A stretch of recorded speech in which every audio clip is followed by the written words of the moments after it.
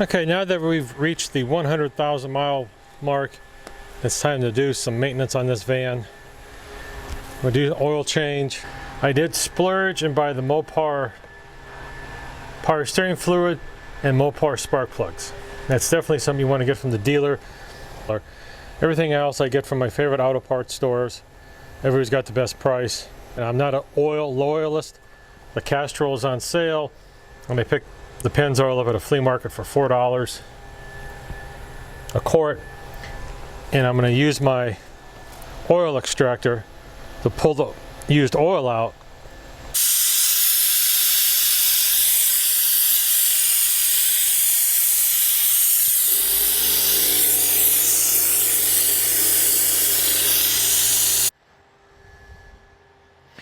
Okay, it is not necessary. It is not absolutely necessary to have an oil extractor, but it makes life easier. This is a fairly easy van to change oil. You really, when you start to run out of oil, it does a little dance. You see it kind of shake around. That's when I add probably a half a quart.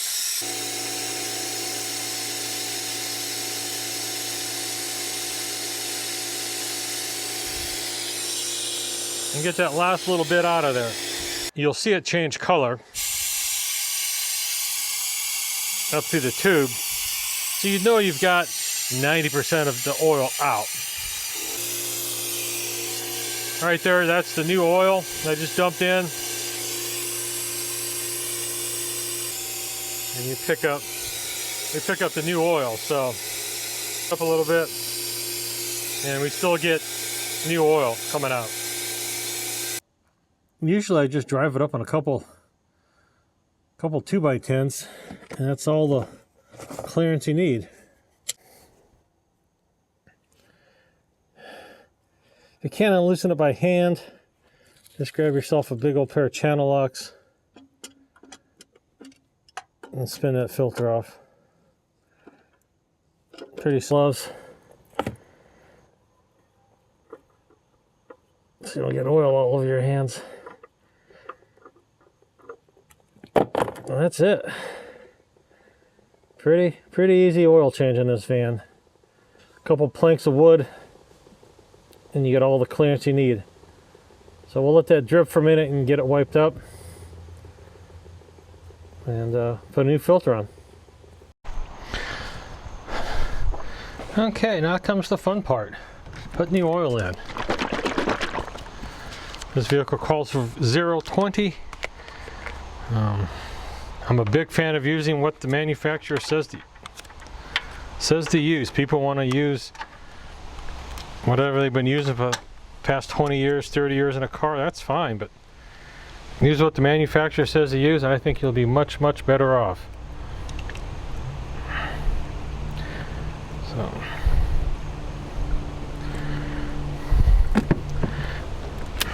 yeah. I like to take my time doing this, look for anything loose, out of the ordinary, anything that needs cleaned. Take the time to clean the top of your battery on there. Look for things that have living in your cars. If you're living out in the woods, things tend to crawl up and start living in places. You want to try to avoid all that. So, like I say, I am not an oil loyalist. There are people that swear by certain brands, certain this, certain that. I don't care. Whatever's on sale, I'll buy it. I'll mix and match. I've bought 2-3 quarts of one thing and finish it off with another quart of another thing. So I always change my oil approximately 5,000 miles. When I first bought this van in November of 2016, the oil light would come on about every 10,000 miles. And the first couple oil changes, I noticed it really consumed a lot of oil. In order to get to that 10,000 spot, I'd have to add a quart or a quart and a half of oil. So vehicles and everything is getting more expensive these days. And 1, 2, 3. And there's no sense in just giving your money away You don't need to. So.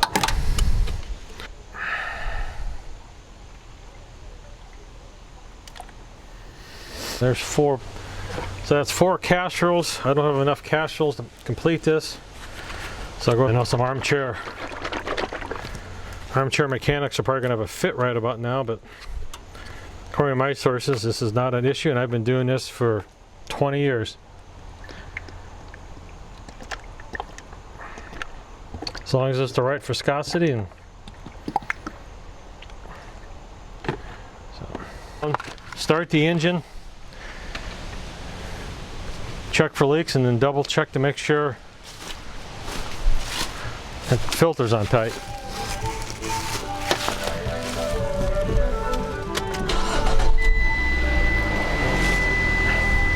Okay, after starting your engine, making sure the oil pressure comes up, and double check your oil, and you want to double check the filter. Just reach back down there and give it a make sure it's good and tight. You don't want to be driving down the highway and have your oil filter just fall off, and they do. I've seen it happen, so that's not good. So just double check your oil.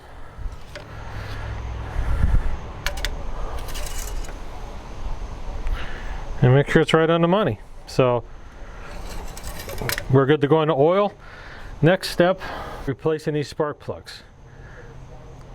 It's pretty straightforward. You'll undo the coil packs, maybe undo some zip ties. Pretty easy. And like I say, I always try to use genuine manufacturer parts when it comes to ignition parts. Aftermarket stuff may or may not work, and the price difference, it's really not worth it if you look and get them at the dealership. You know, this is a once in 100,000 mile maintenance. This isn't every oil change every 6 months. This is every 100,000 miles. So pay once, cry once. So safety first, take the battery cable off. You want to carefully remove the leads to the power packs, the little coil packs on top of the spark plugs.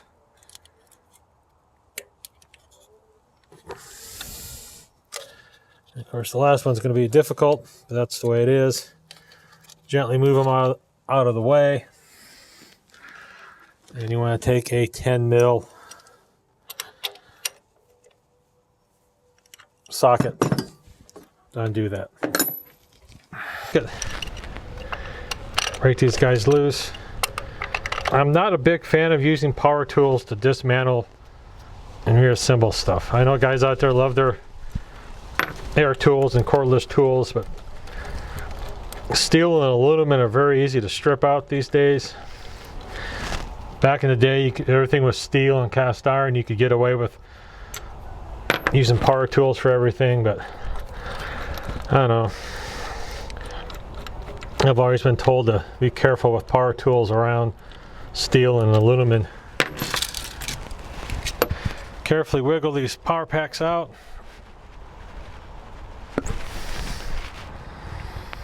Good time to check to see if anything's leaking, cracked, discolored. They seem to be in really good shape. So there's your 4 power packs. Next, you'll need a 16 mil spark plug socket.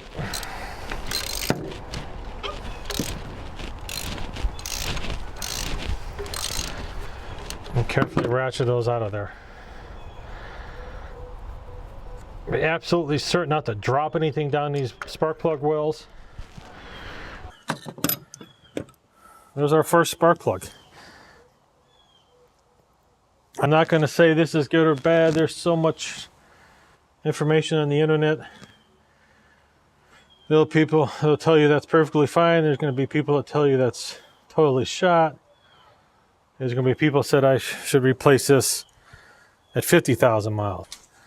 So, okay, repeat that step for the remaining spark plugs. These are the old plugs. I'm not going to debate whether they were good or not.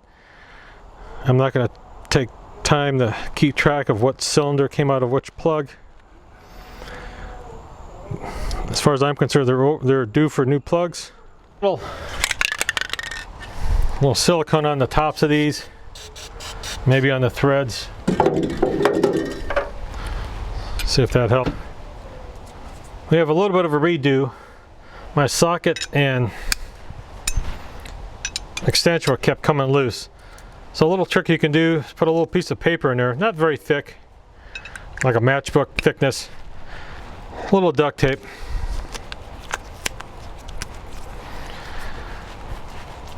That's a cheap, quick fix for our little problem here.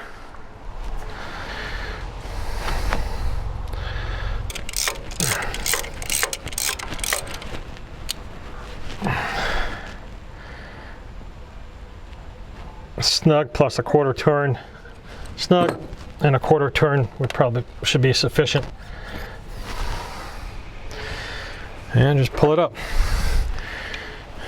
Make sure the rubber boot comes with you, and repeat that process with the remaining 3 plugs. But cheap insurance,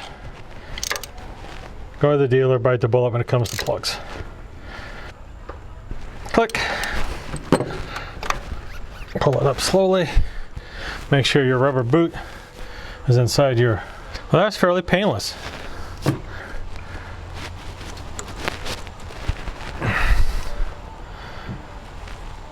Put your rubber boots back over the plugs. Oops. Make sure you go the right way. And I cannot honestly say if you should put these back in order, but might as well. I took them out in order, I'll put them back in order.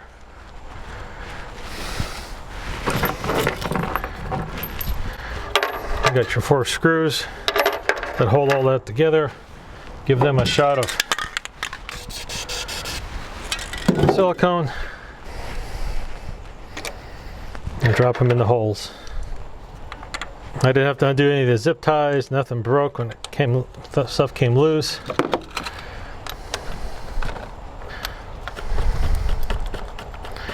And again, I do not use power tools and stuff like this. Good way to strip out aluminum threads. These little 10 mil bolts don't need to be very tight. Again, I don't know what the torque specs are, but just snug. You're just holding a little piece of plastic. Make sure you reconnect. And you'll hear it snap in.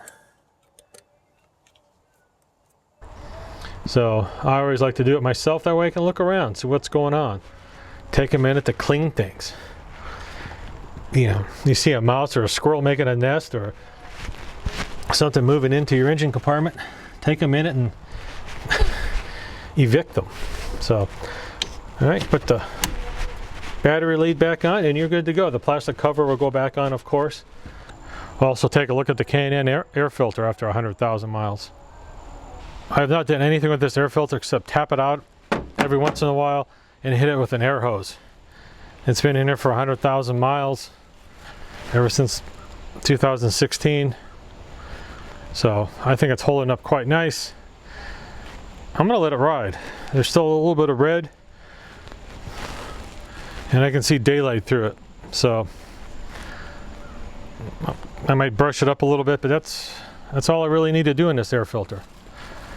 As far as the rest of the air intake, I'm going to do a throttle body cleaning. I'm already this far, so we'll take this yellow clamp, just kind of spread that with your fingers. Carefully push down on the gray tab here, pull this guy off, and you'll need like an 8 mil socket to get the breather tube off. What I end up doing is using a little clamp, a little pinch clamp. You want to put some gloves on because throttle body cleaner is a little toxic. Make sure you use something designed for a throttle body cleaner. Don't just grab old carb cleaner and stuff like that. You need to use the official stuff. Hold your butterfly valve open and just take a rag spray it on the rag.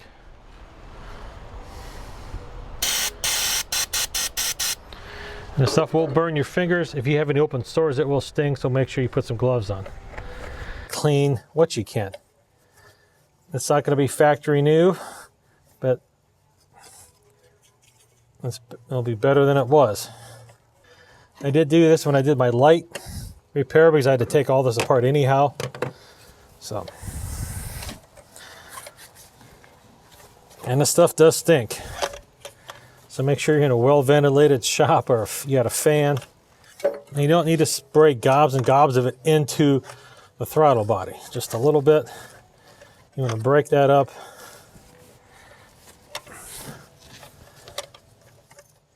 And as a general rule, what I've been trying to do is anytime I take apart the air box or look at the air filter, I go ahead and clean this throttle body.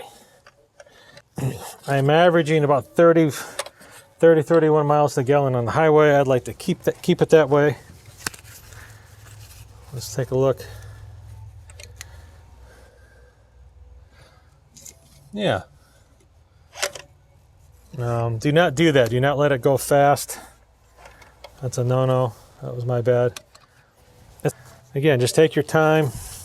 Read the directions on the can. Don't breathe in the fumes. Wear gloves. And if you get 95%, that's good.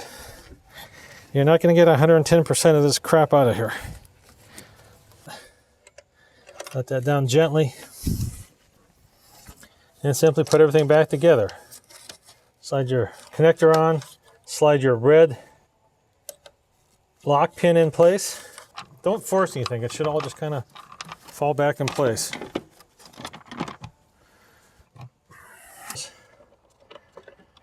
So that just gets snugged up. 7 mil. Plug your little sensor wire back in. You got your 10 mil.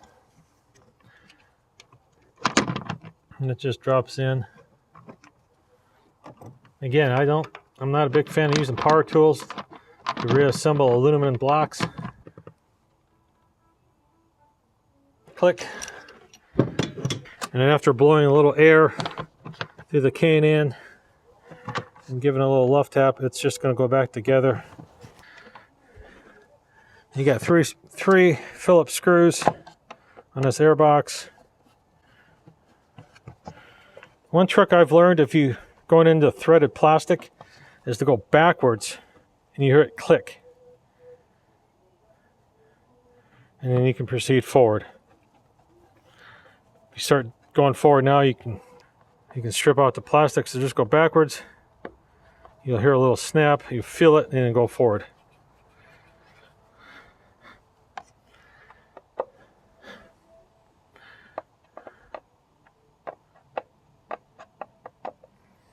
It just simply snaps on there.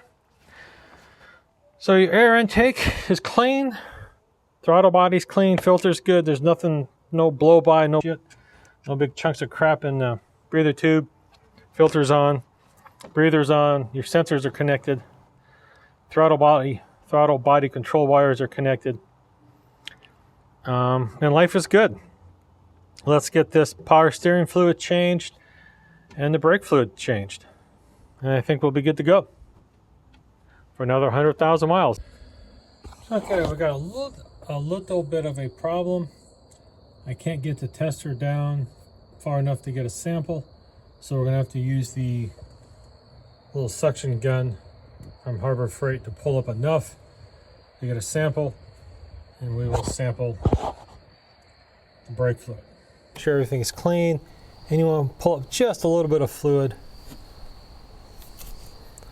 Remember, don't get it on your paint.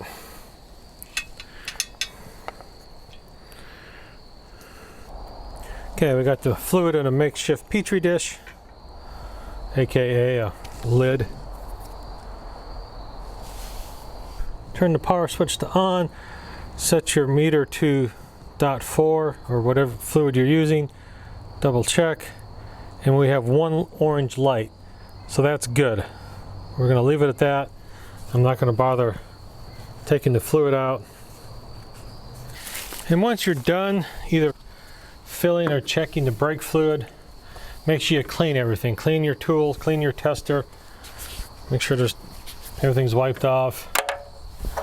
And then just take some degreaser, spray it around.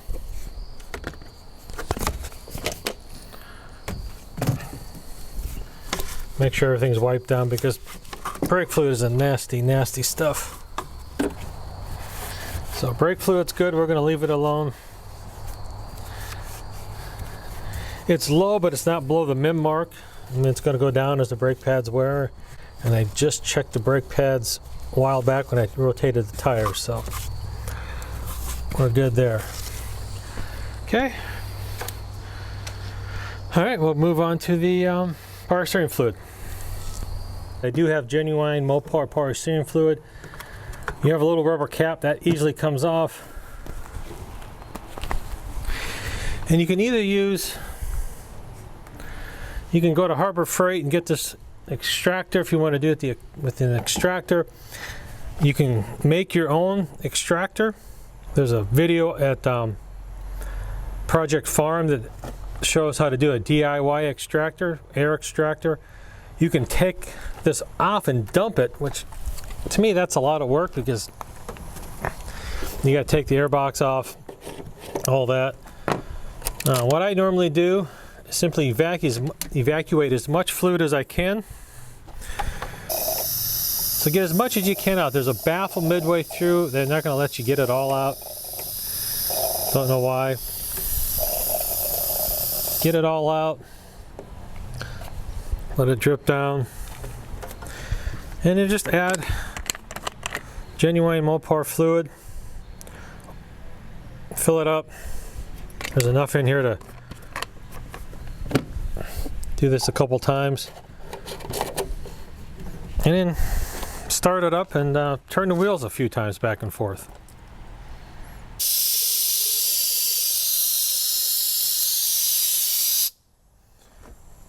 I'm a big fan of getting every last drop out of there. Now you should have enough fluid in your bottle to do this a couple times.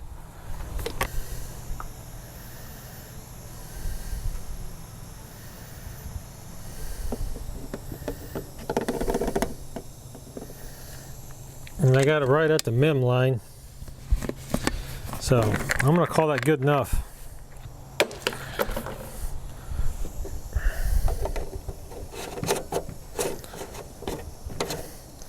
Make sure you put your warning label back in place.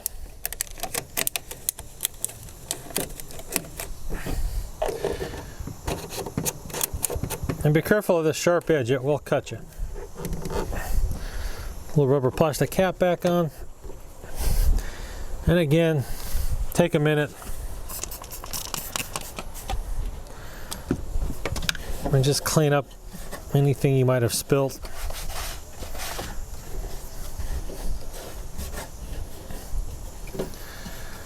And there's enough fluid in there, you could probably do that at least 3 times. You could do once, take it for a drive, and then change it out. Or you could evacuate the fluid, dump new fluid in, drive it for 5,000 miles, repeat the process, whatever you like. That's how I usually do power steering. Otherwise, you can take this all apart and try to dump it out and fill it back up. You're getting most of the fluid out, which is probably good enough. So, all right, we made it to the end. Thanks for sticking with me to the end of the video. I appreciate it. And we'll catch you all in the next video. Have a good day. Thanks. Bye-bye.